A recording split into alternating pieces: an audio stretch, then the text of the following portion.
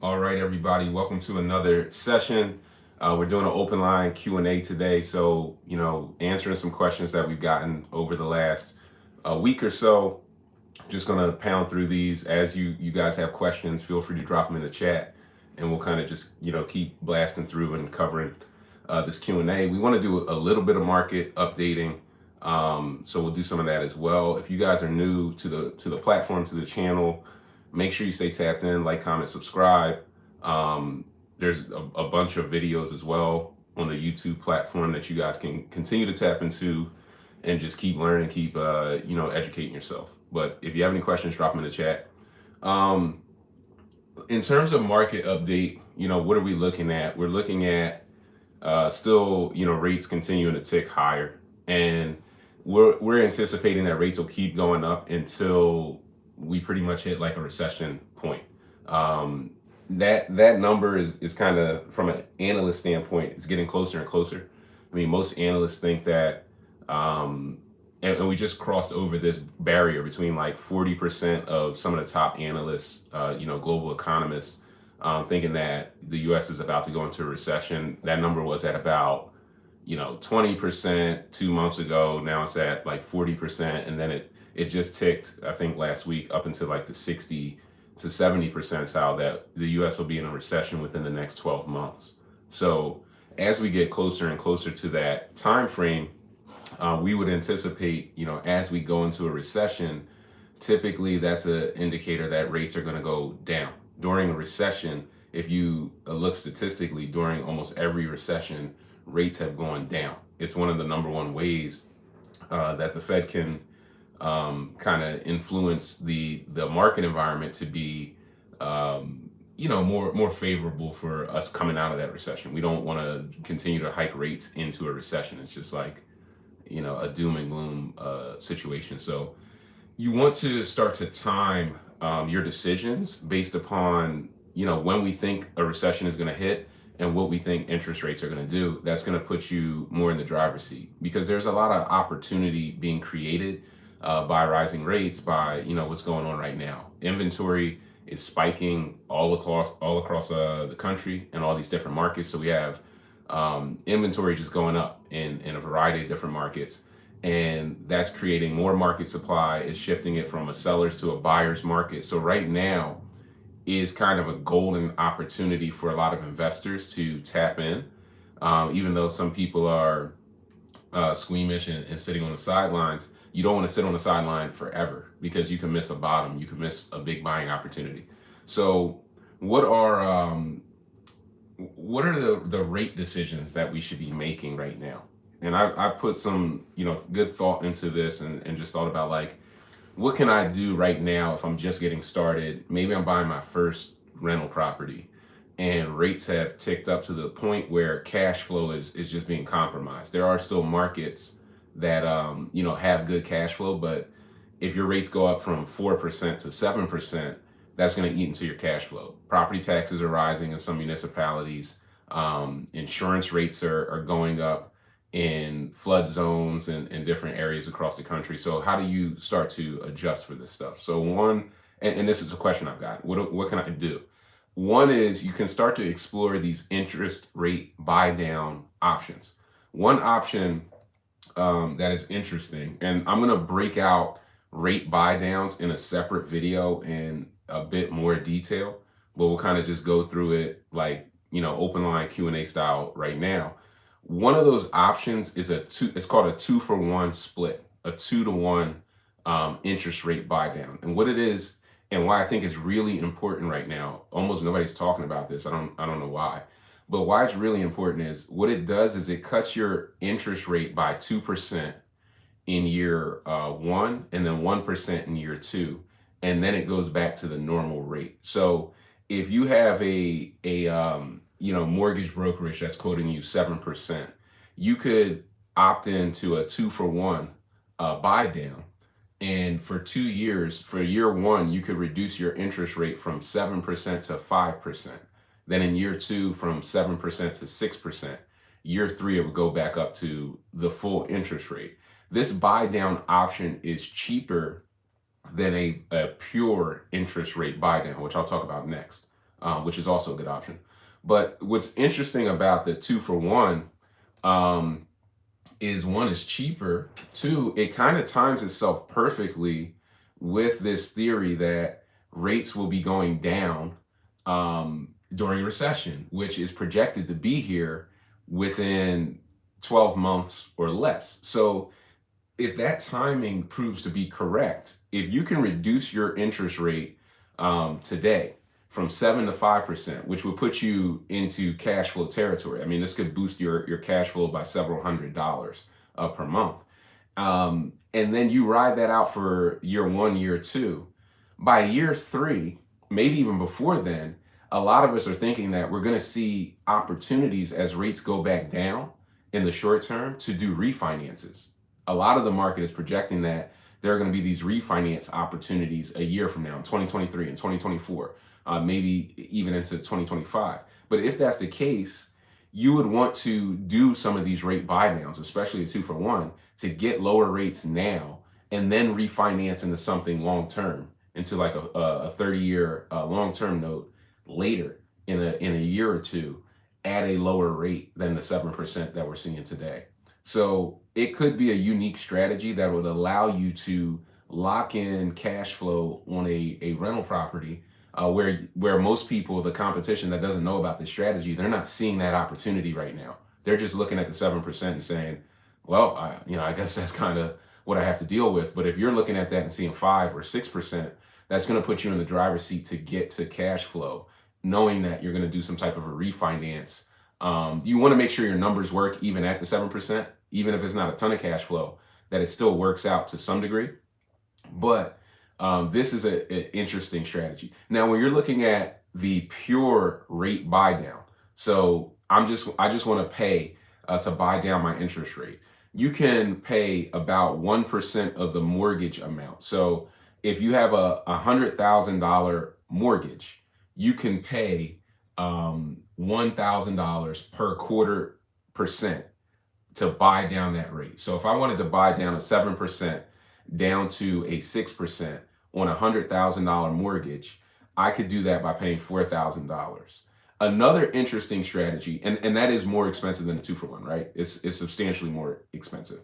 Another interesting strategy is to go with this same type of thought process, but push the cost to the seller, because the market, if and I'm looking at the data, I'm going to put a link in this video description to a data source that I was digging through today. Let me see if I still have it up.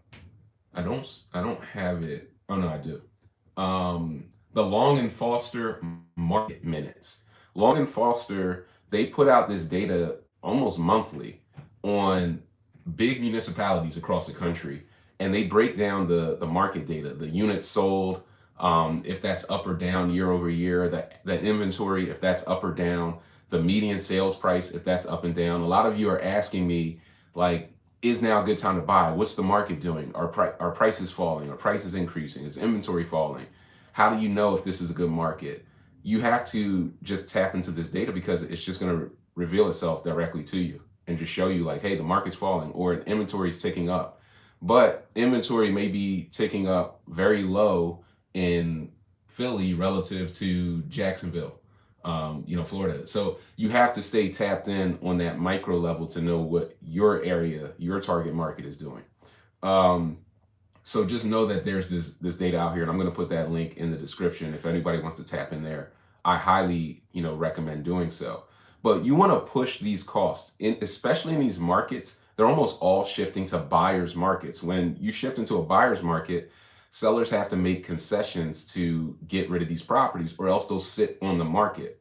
And you can look at the data and see monthly supply, the amount of properties on the market that are available for sale. It's increasing almost everywhere at different degrees, right? Different percentages. Some is increasing 100%, month over month or year over year. And in other areas, it's increasing substantially less. So you want to see, how is this increasing? But you can push these costs directly to the seller, is the bottom line. So what you want to do is, when you're negotiating your contracts, you want to put in things like a seller's assist, but also credit. I want a seller's credit for my interest rate buy down.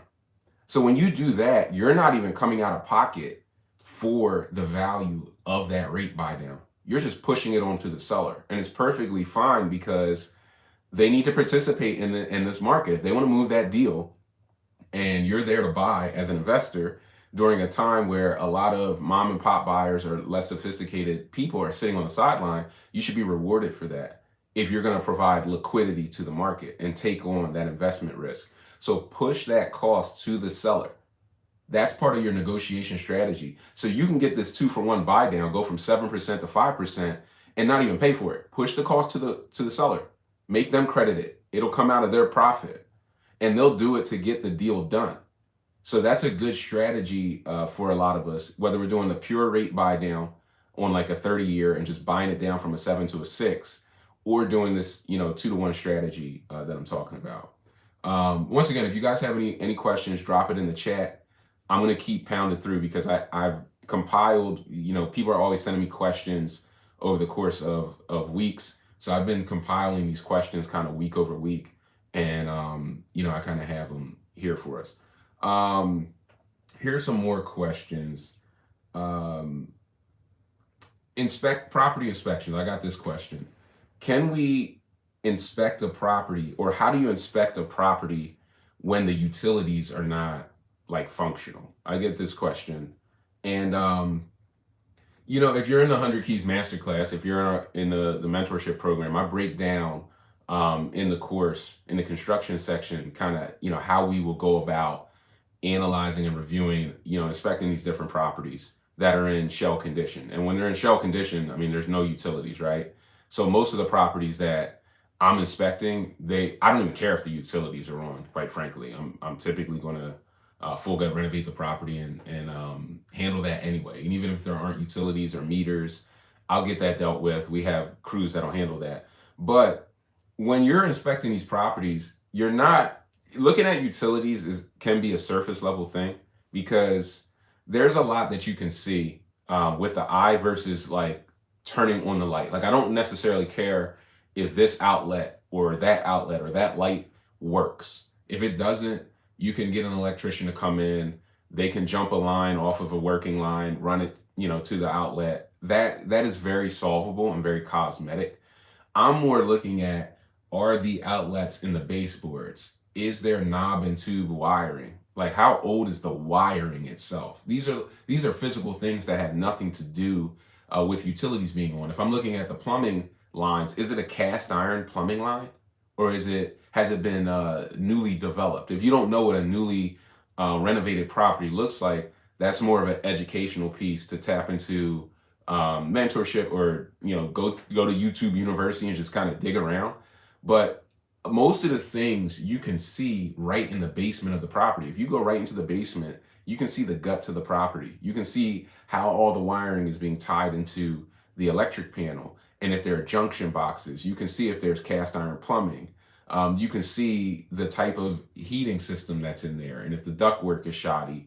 Most of this is what you can physically see is what's going to save you big money. The little stuff, if the outlet doesn't work, if there's a leak here, some of these things are more minor, and you don't necessarily need the utilities on to be able to solve through that stuff. If you're trying to get into a move-in ready property, that might be a little different. And the process would just be to contact the seller's agent, or whoever the property owner is, and just make sure that they have the utilities on for the inspection. That's just a matter of them making some phone calls and getting it cut on for a couple of days and then getting it cut off. But just know that most of what you need to see, like structural issues, is the property shifting? Are there big roof leaks? You're going to see that stuff with or without utilities. So utilities is just kind of one factor in the inspection process, and it's, to me, not the most important. The most important is just getting there, getting your eyes on these properties, and then always take videos of your inspections, because you will misremember things, you will not remember things. And if you're seeing a bunch of properties, you're going to confuse one property with the other. So you just want to take a good video of every property you see Save yourself some time. When you have that video, you can send it to contractors and shop around a project at a high level. You know, you don't want to be explaining something to a contractor when you haven't mastered construction jargon yet. Just send them the video, let them see it, and you'll be a lot better off. Here's another question. What are the normal fees for a hard money loan? And I know we're kind of bouncing all over the place, but these are how the questions will come in to me. What are the typical fees for a hard money loan? For some reason, a lot of us will have this question. The typical fees in hard money is really points and interest. Points are origination fees. So for a $100,000 hard money loan, a hard money lender is typically going to charge anywhere from 1.5 to 3 points. I've seen some as many as 4 or 5 points. And a point on a $100,000 loan would be $1,000. It's like a percent, right? They sort of just call it a point. Typically, I found the national average is like 3 points, 3%. So $3,000 for every $100,000 of loan. So if you have a construction lender that's giving you money to acquire the property and rehab the property, and they're giving you $200,000 to do that, you're probably going to pay like $6K in upfront fees. Those are points. Then you're going to pay interest. So they'll have like I'd say the average is about 12% interest. So that'd be another 1% per month. 12% annually, 1% per month. So on a $100,000 loan, if you're paying 3 points up front and then 12% interest, your closing cost would be like $4,000 plus junk fees, which would be doc prep fees, appraisal fees, some type of like closing fees. Oh, we sent a closing package to you. That's a $50 charge. You'll have a bunch of junk fees in there, maybe another $1,000. So that's how you should wrap your mind around the fees. The last thing I'll touch on with hard money is hard money can be your best friend or your worst enemy. It really comes down to your ability to navigate a rehab project. So I'll also get a secondary question of, was hard money bad? I've heard hard money's bad. Why would anybody use hard money? It's so expensive. Hard money is the ultimate leverage, right? Because there are lenders that'll give you 100% or 90% of the money to do deals, which means if you had 50 grand, you could have the buying power of like $500,000 or in some instances $1 million. So it just gives you a lot of buying power, which can allow you to scale up quickly. On the other end, if you don't have your game tight and you don't know how to get in and out of a deal or navigate issues, natural issues that come up, like permits are moving slow, you didn't have meters on the property, now you need to order meters to get the inspections closed out, and you don't know the process of ordering meters, so you're bumping your head against the wall. Like you haven't rounded the bases. You're accruing interest during all of those days at a very high clip. Not as high as a credit card, but probably 50% of the cost of like credit card interest. So, it's high enough for you to drown in interest to a degree. So you just want to be conscious of that and know that if you can navigate deals well and you've been around the bases, hard money is going to be super leveraged for you. It's going to be the difference between you doing 5 deals a year and potentially 50 if you want to scale. And there are a lot of benefits and savings to scaling. But if you're very new, you want to go into a hard money deal, definitely with mentorship, guidance, somebody who's been around, the block and kind of done those deals before, handling things, managing things for you, so that you're just not, dragging on, because those fees can definitely eat into you. The other thing with hard money is sometimes when you're new, the lenders will ask you to escrow interest or escrow interest. So like they'll ask you to escrow 3 months worth of interest if you're kind of new to the game. So that could cost you like just more upfront money. So they might say, oh, it's 12% a year, but we want you to escrow the first quarter worth of payments. So that's another on $100,000 loan, $3,000, or on the $200,000 loan, another 6,000. So it's a good tool, double-edged sword. Definitely be careful with that. I got this for LLCs. What's the best state to form a LLC in? Best states to form an LLC in. Let's talk about what you're looking for with an LLC. You're looking for privacy. You're looking for distance from the property. Some of you probably heard me say this in other videos, but you're looking for distance. You're looking for privacy. You're part of that is just people not knowing who owns the property, not knowing who owns the LLC. So the state that you form your LLC in, especially like your parent company, because your traditional structure will have like a parent holding company at the top, and that will be formed in Wyoming or Delaware typically, because they're cheap in terms of state filing and renewal fees. They're not expensive. They have really good privacy laws, and they have good court systems in the event of a dispute. They have pretty good court systems, and people that are very familiar with like business litigation. So they have very good setups there. So you want that company to be there.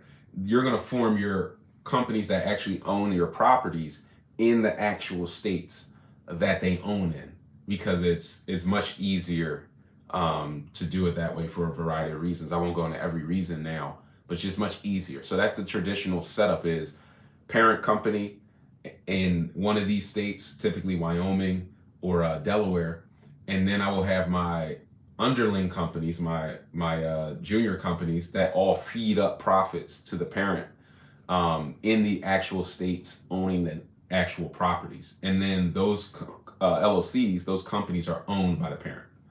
And then all of my management structure is kind of written under the parent operating agreement.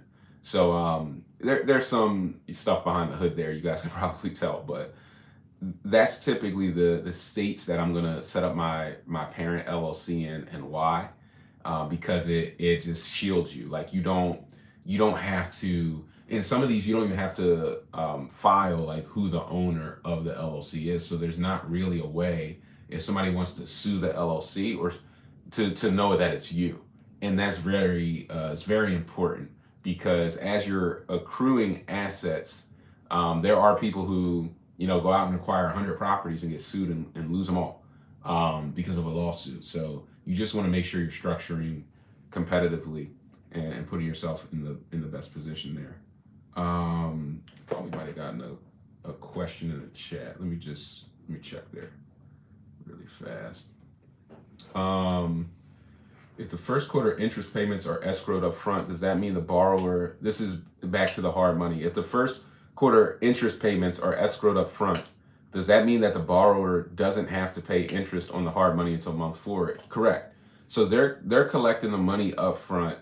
And if let's say you beat the hard money escrow, so you closed and you escrowed 3 months interest, and you rehab this project in 45 days. Like you just got in, it was pretty cosmetic, so you full gut renovated it in 45 days. Would you get like money back once you refinance out of that deal? If you can refinance out before the escrow payments expire, yeah, you would get some type of a refund from the company. They're just escrowing it. They're not keeping it. Typically, I mean, they might try to draft a contract that says we get to keep, this escrow money regardless, but that's not typically the case. Typically, you're in a position where if you beat that clock, you're good to go. Not many people can beat a 90-day clock for, definitely not like a full gut renovation. That's running very fast. I can run pretty fast, but that's extremely fast. But not many people are going to beat that clock. But that's a fair question. What else do we have? What are the normal fees? We did that one. Would I ever make an offer on a property blind? I get this question kind of a bunch. Um, there are a lot of us who are looking at different auction properties and considering like blind offers. Like, well, how does that happen? Are there people that make blind offers? What's that process there? What's the thought behind it?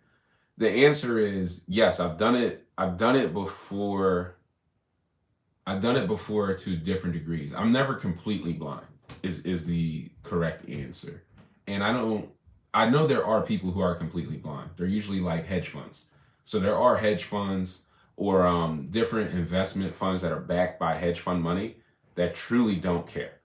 They're just they'll take some analysts, they'll put them in a boardroom, and they'll just be like, crank out numbers, and the analysts will come and say, if we buy anything for 50 grand, the chances that it'll be worth 180, and we project we can get the rehab done on average for XYZ, and we'll make money in volume. And they're just going to go out and buy, their goal is to buy 5,000 deals blind, this year. So that type of stuff does happen, right?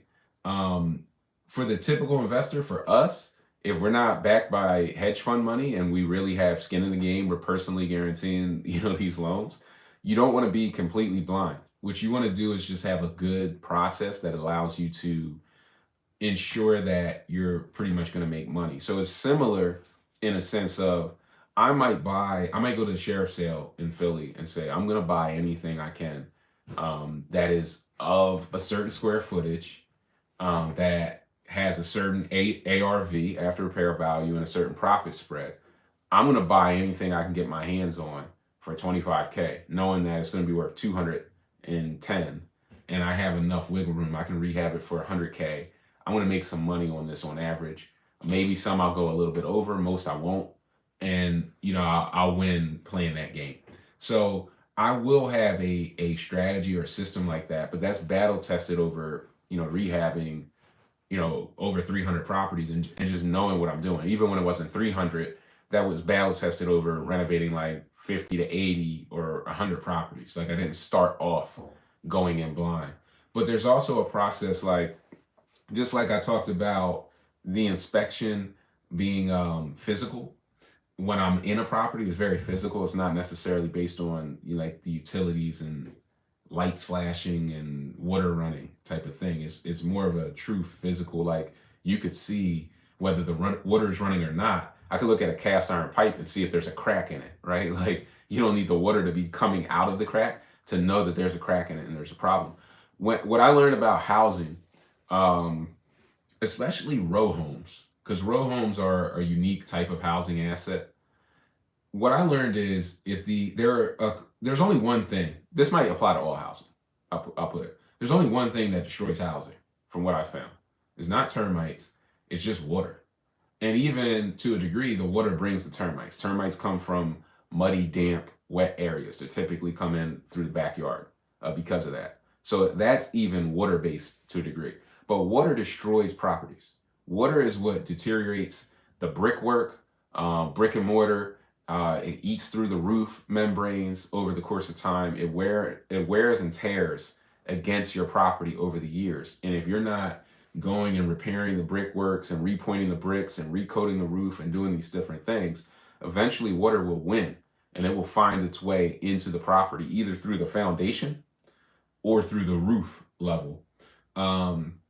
Another thing that aids water and does destroy properties and is in itself kind of elemental is trees. So when you can have a weed. If you let a weed grow long enough, it'll grow into a tree. And if it grows close enough to your foundation, those roots are going to go deep. Typically, if that tree is within 4 to 5 feet of your foundation and it gets big enough, those roots are going to burrow their way into your foundation and they're going to destroy the integrity of the property. So knowing this, if you could just get like a drone, like a cheap drone, and just use like basic, I don't know, I don't want to call it common sense because it can be like offensive to some degree, but just use like basic logic, we'll call it. If I can look at a property from the exterior, those are in, so there's not really extreme water penetration points. I fly a drone up onto the roof and I can see that the roof is pretty weather tight. Like there aren't holes in the roof. And I've had properties where you could stand outside and look up, and the property looks great. I flew a drone up, and there's a big hole. I should post a video. A big hole in the center of the house, and a massive tree growing like through the center of it, so you couldn't see it from the street level. But just a massive tree that just a weed that grew from the basement as this place caved in and just grew straight up through the roof. But if there's no hole in the roof, there's no water coming in to rot out the joists, to rot out the flooring, to just rot out the property structurally. And then if I fly over the backyard and I see there's no trees that are close to the foundation that are growing into, potentially could be growing into the foundation of the property, then I know that property is pretty structurally tight. So as long as it has the other metrics that I need financially in terms of square footage, maybe zoning, some of these different, things that I'm gonna run through in my process, then I have a high probability of a win, especially versus some people that don't do that research, right? So they don't know any better. And I've sat at auctions, sadly, like next to bidders where I know they haven't done the research, because I know there's a big hole in the roof with a tree growing out of it, and they don't. And I've seen them stand up and 40,000, 50, outbid everybody, and march down the aisle with their check, with their cashier check, thinking they just sunned everybody and got a winner, and really they got a dud. Like they're gonna back out of this deal and just walk away from the 10% deposit, which happens a lot. So just know that you can be blind in the sense that you didn't physically make it into that property, but I wouldn't let that stop you from doing physical analysis. Even a drive-by, there are sophisticated drive-bys and then there are drive-bys. So I like to do like a sophisticated drone. I'm gonna pretty much build a big list and then keep whittling it down from square footage to zoning to license and inspection violations to all these different things until I can weed out, these are my top 10 properties. And then I'm going to do as much physical inspection from the exterior as possible, using my experience, looking for shifts in the foundation, because I can walk up to a property and see if it's bowing, outwards or inwards, or, is the structural integrity there on that property. I can see that right from the street level. I don't even have to walk in it. So I just use that experience to make safer bets in that sense, and that will keep you safe from being completely blind. Looks like we got another question in the chat. Question is, would you consider a property that seems okay on the surface but has no loan or inspection contingencies? Sure. Like contingencies, an inspection contingency, to me, I kind of got away from contingencies as I started to scale, because I learned that the most competitive offers have no contingencies. They're cash offers with no contingencies. Those are the ones that sellers love and that they will accept low ball offers on typically. So if you're looking to get the cheapest deals, you need to set up a system where you can acquire properties without contingencies. Part of that is comfort. If you don't have the comfort, I would say you have to look at things holistically. If you could pay a few $1,000s to get into a mentorship program to build the right amount of comfort to be able to put out cash offers and just structure your deals like more attractively, and that would result in you saving tens of thousands of dollars on your offers, on getting like offers accepted, you'd probably be better off doing that. A lot of people don't think that way though. It's part of the penny wise pound foolish. A lot of people just don't think that way, so they'll keep going out and making bad offers or over offering, or not getting low ball offers accepted because they don't have the comfort to really put out the right offer or structure it or know how to. And then they'll end up with a deal that they overpaid $15,000 for when they could have got it much cheaper with the right structuring of the offer. And that makes them happier because they didn't have to, spend money on knowledge essentially. So I think it's six in one hand, half in a dozen there. But the best way to structure how I look at an inspection contingency is there's typically an amount of time before the deposit is due.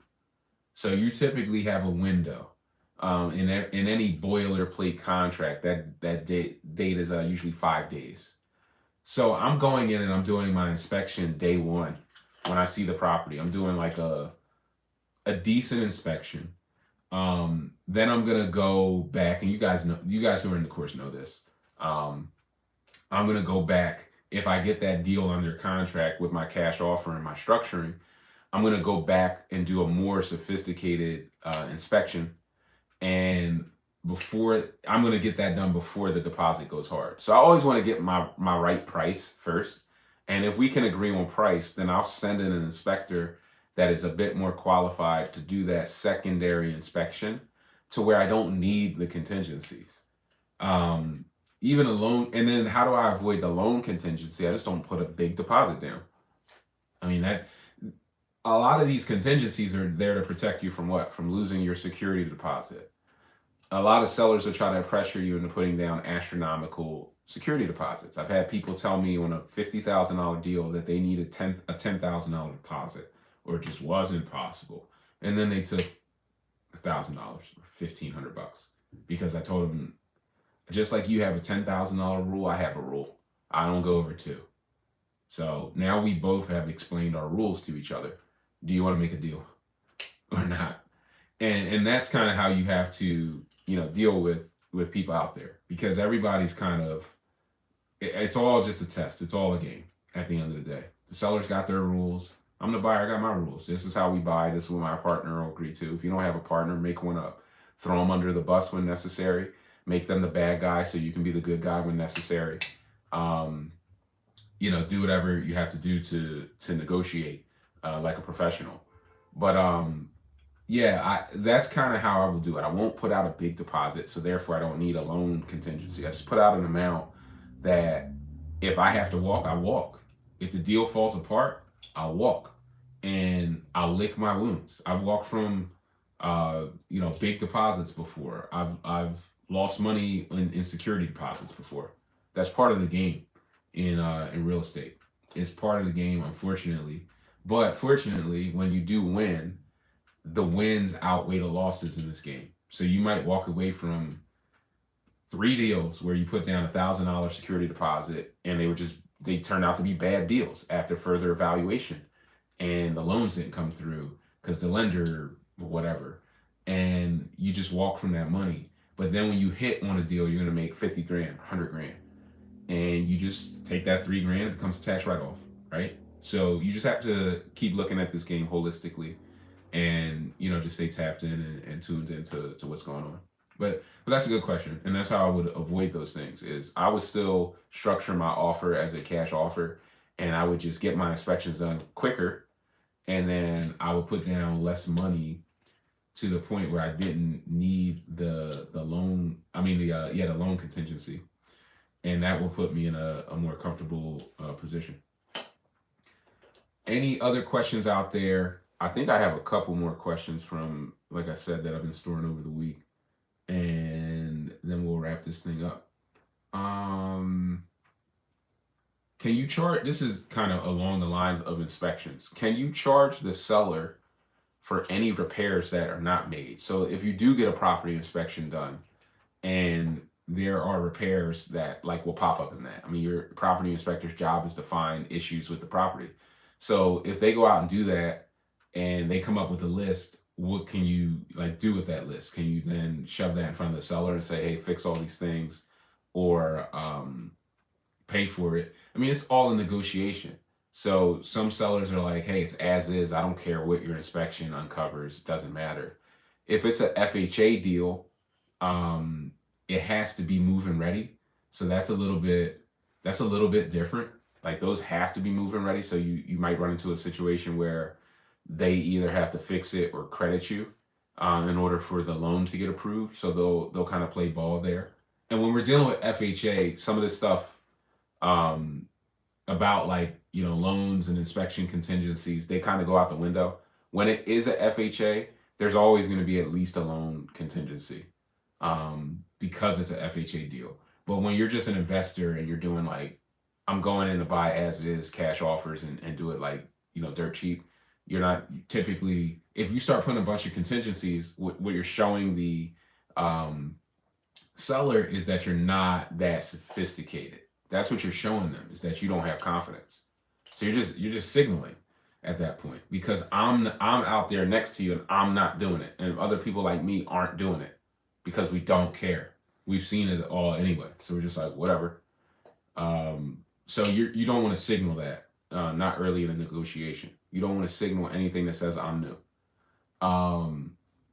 But I think that will kind of answer that question. You can, if it's a FHA, you can kind of push the cost. You can negotiate to push costs to the seller for repairs. You can get credits. If you're getting credits, make sure you're doing your homework and you know what things cost, because the seller's job is, and their agent's job is to say, oh, they're going to credit you for the electric rewire, $500. That'll cover everything. We got a quote. No, it didn't. It probably cost you $5,000. Like, they're going to try to put as small of a credit as possible. So you need to understand what things cost, and you'll be pushing back and negotiating over stuff like that and saying, no, I need at least $2,500. They're going to throw out a low ball. You should throw out a high ball, and then you'll meet in the middle.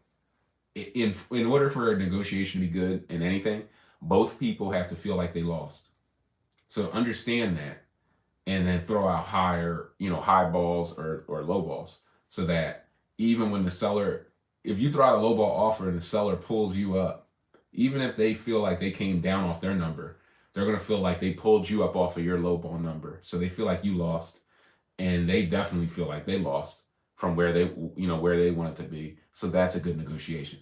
That's the magic of a negotiation. If you make an offer and somebody says, sure, I'll take it, then you offer way too much. You didn't find their bottom number.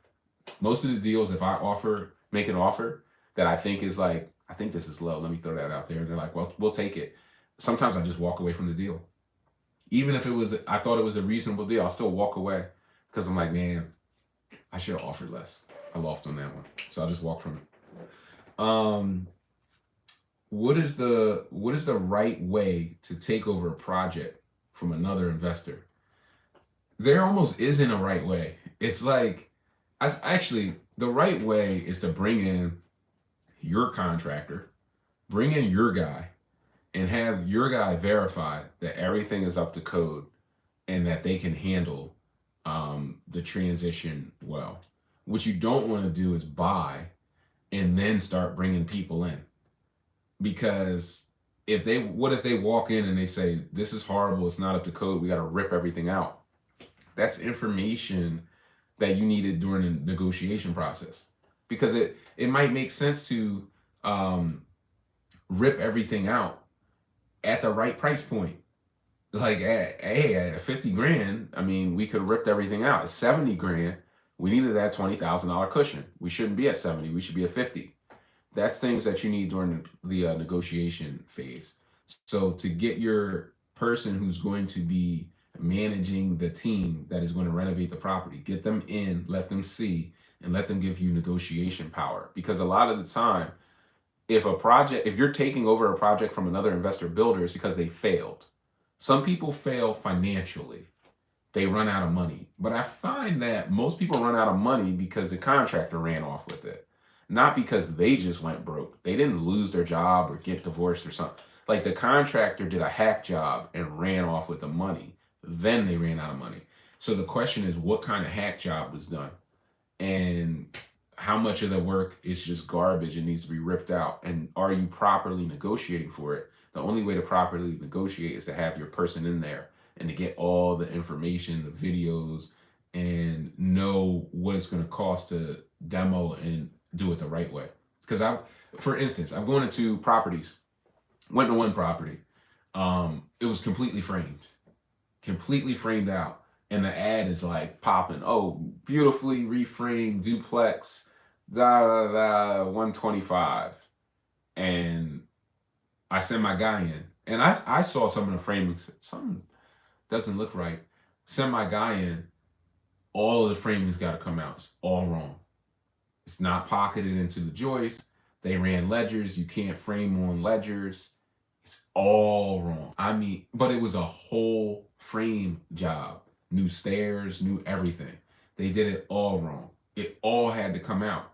And once that lumber is installed, it, because they had cut it to the wrong sizes and they did it wrong, you couldn't even reuse the lumber because it didn't fit the property footprint.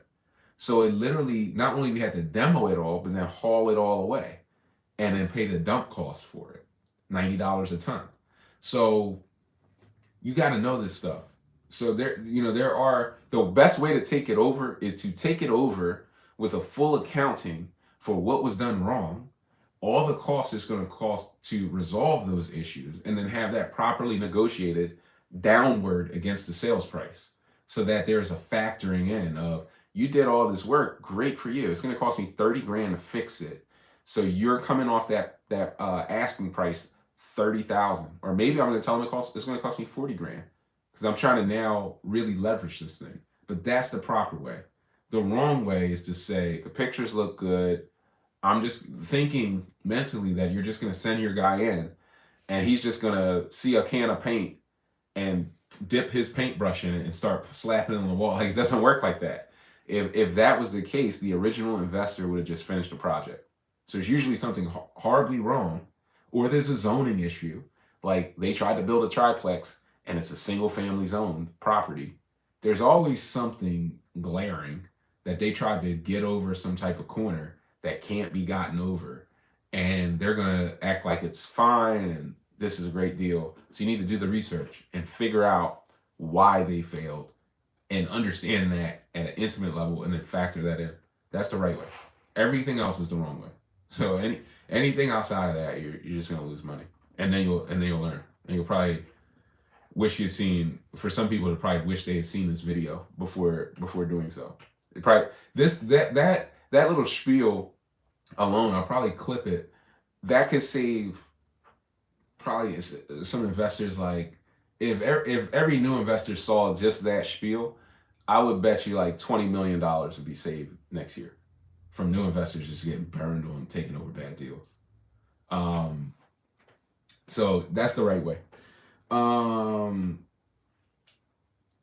Okay, in a buyer's market. I'm going to read this with buyer's market. In a buyer's market, for the best ROI, what tips do you have to laser focus in on your buy box? Undocumented square feet, duplex conversions. What are some of the base hits or home runs we should search for? I think right now, everything about real estate, if anybody plays sports, I consider the best second, like if you're trying to transition out of sports, which a lot of people are. Just talking to a guy a couple of days ago who's like thinking about getting into real estate, but he's also trying to like make it into the NFL. And I'm just telling him, like, that sports energy, if you put it into real estate is the best next thing to sports, because you get all of the different energy out. And part of the reason why it's like sports, to tie it into the question, is because you have to react to the marketplace. The marketplace is an opponent. It's always shifting. Rates are rising, rents are rising, this is happening, that is happening, and you always have to shift your investment strategy to match the market. So you have to take what the market gives you, kind of like a sports player is reacting to its opponent. And from what we're seeing in the market with rates up, some of the market pressures that we're seeing, to me, the best opportunities, I mean, traditionally, the best opportunities have been conversions, single to multi-family, because a big part of making money as an investor is seeing beyond the competition and seeing hidden value. So I'll see some properties in Philly, like my favorite property to see, whether Philly, Baltimore, or any of the cities I'm in, is if I see a property that's listed as a single family and I look at the square footage and I'm like, man, this thing's 1,700 square feet. I bet you there's a chance it's multi. And I pull up the zoning code, and it's multifamily zoned. And I know that 90% of the people looking at this don't know really what that means they're not looking for it. And even if they were, they haven't rezoned the property. They don't know the process. They don't know how many units can fit. They don't understand it like I do. That is where you can make the most money, is targeting properties that can be converted. You're going to be paid in accordance with your production value. So if you're out there converting singles to multis, even if you are going through a variance, I try to do it without zoning boards and variances. But as a solo investor, a lot of us are in a rush to scale, which I get it. Every billionaire says the key to making billions is scaling. A lot of millionaires will say that as well, and there's truth in it. If you're a solo investor, if you sat back and did 2 deals a year, and you bought single family that was zoned single family, and you just ran it through a 8-month variance process to get it rezoned and converted into a multifamily, waited it out, built a pipeline of deals, stacked up some more cash, and then renovated those into multifamily, those are like $100,000 plays. Just doing that strategy, just sitting back, converting from single, because you're taking this time and pouring it into the process. You're adding value to the deal that the average person wasn't factoring in, because they were just looking at it as a single family.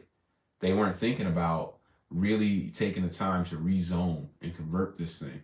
So when you do that, you can increase the after repair value so significantly that it could produce 100,000 or more in profits. And just doing a couple of those deals will put, I'd probably say, 90% of the people listening to this out of the 9 to 5 permanently. And just doing that for, I mean, you're still only doing like 2 or 3 months of rehab per property. So you could rehab properties for half a year and do nothing and make 200K for do nothing for the other half. But just sit on deals and buy land and do different things like that. So that my target would be that. Also, the cash flow is better on multi. So even if, for a lot of us who are looking at singles as opportunities, a lot of singles made, I mean, I can show you some slam dunk singles at 3% interest rates that would just run you to the bank. I mean, you just be like, man, can I get 30 of these? At 7%, it's a little harder. If you do the 2-for-1 split, maybe you can get it down to 5%. Some of these deals will still make a lot of sense, actually. But it's all relative, right? So right now, with where rates are and where prices are, and where property taxes are and some of the different carrying costs, multis offer the best opportunity for cash flow. So if it's me, and it is me, because I'm still out buying, with you guys. I'm not just a talking head. Um, buy the multis, do these conversions, go through the variance process, grow slow, but do deals that are valuable. Do deals that are valuable and learn a valuable skill set. Learning that conversion process is a multi-million-dollar skill set. So just mastering that and then focusing in, make a lot of money. A lot of us are in too big of a rush to do deal number one, that we're not thinking that if we take our time with deal number one and make 100K, you won't care how long it took. You really won't.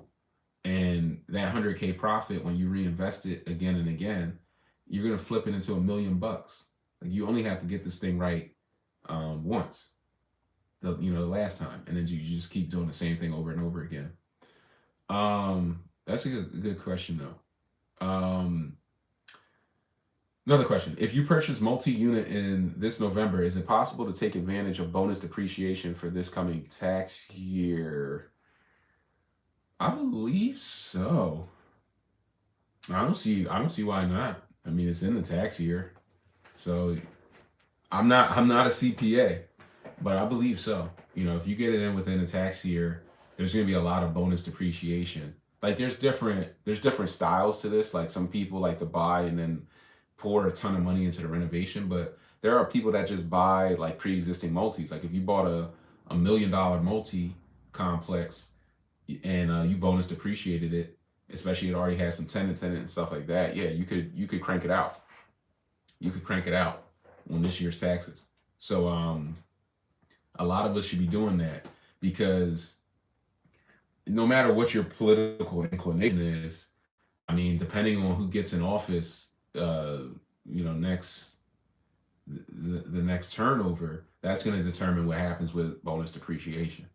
There's probably a higher chance if it's a Republican held office that bonus depreciation gets extended. If it's Democratic, um, maybe it just gets wiped out within the period that is projected to get wiped out, which is relatively soon. Like it's being decreased year over year until it goes to zero. But bonus depreciation is major. It is major. Um, and I may drop just a separate video on just bonus. Let me write that down. Sometimes I don't write down some of the stuff you guys will ask, and they're really good thought pieces for videos that should be dropped. Um, but bonus depreciation is super major. So you guys should definitely tap into that. I've actually done a breakout session in the course. If you're in the 100 Keys Masterclass, there's a breakout session just on like cost segregation studies and bonus depreciation. Like I've broken all of this out to the course members, but I may drop like a condensed like a mini vid on YouTube that it can't touch on us doing a hour deep dive, right? But it can give some pointers. Um, okay, next question. In your strategies, do you include short term rentals as another method to include cash flow? I'm personally not big on short term rentals. I'm personally not. I don't like the regulatory risk, like in Atlanta, where they just shut down Airbnb. Like that stuff can happen, right? Because you got to understand there are a lot of people playing in this real estate market and in the short term space market, like big hotels, and they got big money, and they can afford to pay politicians and get things pushed. Like, yo, pull the plug on Airbnb. So you have to be careful with some of that stuff. It's not that short term rentals are bad, and I think I know some people making really big money doing short term rentals. My focus is on passive, truly passive income. I think one thing people will tell you about short term rentals is there's nothing passive about it. Like it's an active management strategy. It is super active. You're all over it. It's not a set it and forget it type of a model typically. Even if you hand this off to a management company, I know horror stories where the management companies were taking the properties and then subletting your stuff out. You don't even know about it, and they're getting paid off it, or changing the locks on you, and people are moving into your property, changing a lot. Like there's a lot of stuff that goes on. So you really need to, if you're going to win long term and really scale it, be an active manager, and it's the best way. So it's not my it's not my cup of tea per se. I'm more of a passive strategist. Like I want to set it, get it renovated, put somebody in there who's going to stay 5 to 8 years, collect the cash flow, and go build a portfolio. And that's more of my bread and butter of what I like. I don't denounce short term rentals. They're just things to consider. There are some good tax loopholes for like Airbnb strategy, and it can be profitable or it can be a drag. It really depends. I think there's definitely some right ways to do it that I've seen. Some good markets, like I know a guy who does short term rentals out in the Poconos, which is kind of like the mountains you can ski and whitewater raft and horseback ride and stuff. People in the Northeast will kind of know the Poconos. Um, and that's really good. He built like a nice log cabin, hot tub, fire pit, and it's off the beaten path, so people can go in like a group of six and stay in like a wooded area and have an experience. And I think if you can create an experience for people with a short term rental, super profitable, right? It's all about experience. You don't you but there some people try to just, oh, I'll just buy this in this city and slap it up there with the rest of them. And when you start buying stuff like that in the city and slapping it up and just going with the volume players, you can become exposed. Um, you can become exposed to all these different market risks, including regulatory risk. Nobody's going to go into the Poconos in a log cabin and say no Airbnb in a log cabin, like nobody cares. But if you're in a major city, kind of playing that game, then you're staying exposed. So then the question becomes, well, is this property only profitable as an Airbnb? And for a lot of people, the answer is yes. If it's only profitable as Airbnb, then what happens when what happened in Atlanta happens? And they just say, we're pulling the plug. Or you're too close to a school and the school's got more money than you. And the university's like, I don't like our students staying there, pull the plug. You can't just get up. Real estate is still this physical asset. You can't just get up and go if you're on a mortgage or something. So careful is what I say. Do it wisely, pick the location wisely, create an experience, be off the beaten path, understand what type of city you're in and who's running that city, who are the politicians, what direction do they lean in, and who are they influenced by. Like, you have to get into that game because you're in the political game at that point. Yeah. I think we just bumped up on an hour. I mean, I could keep going, but I think that's a lot of game for Halloween. So look, if you guys aren't in the 100 Keys Masterclass and you want to tap in, I'll throw a link in the description of the video to apply. However you got here, you can reach out, shoot me a text, email, DM, leave a comment, whatever's easier.